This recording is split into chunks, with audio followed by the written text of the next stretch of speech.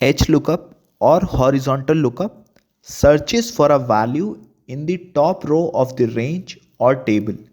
Remember, we were searching for VLOOKUP in the column, while for HLOOKUP, we are searching the value in a row. That's the basic difference between them. V stands for vertical and H stands for horizontal. Let's understand this with an example. Here we have some student names in a row and their scores are listed in the following rows. If we want to see the score for Sam in SQL, we will use HLOOKUP, which expects 4 parameters.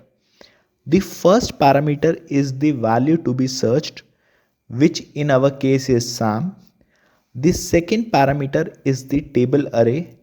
Similar to VLOOKUP, it should start with the first row where we want to perform the match with our first parameter.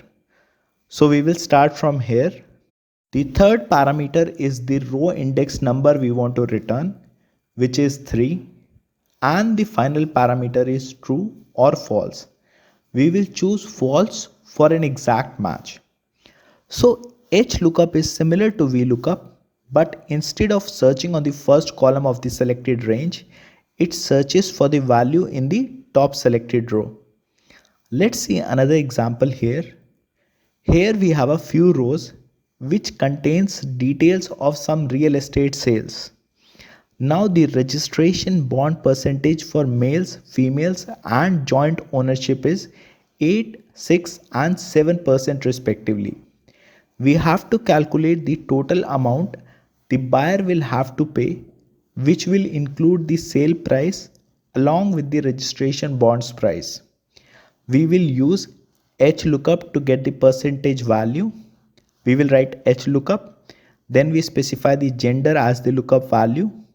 We will select this range as our table array, and then we will use 2 as the third parameter, and finally false for an exact match, and we get our values. Now we can simply calculate the total by adding the sales value with the multiplications of sales into bonds percentage. Here we get our final result. In real projects, usually data is not aligned in this format. You will have the same kind of data in a single column, which is why you would see VLOOKUP being used in most of the cases. Let's learn XLOOKUP, which is really powerful, in our next video.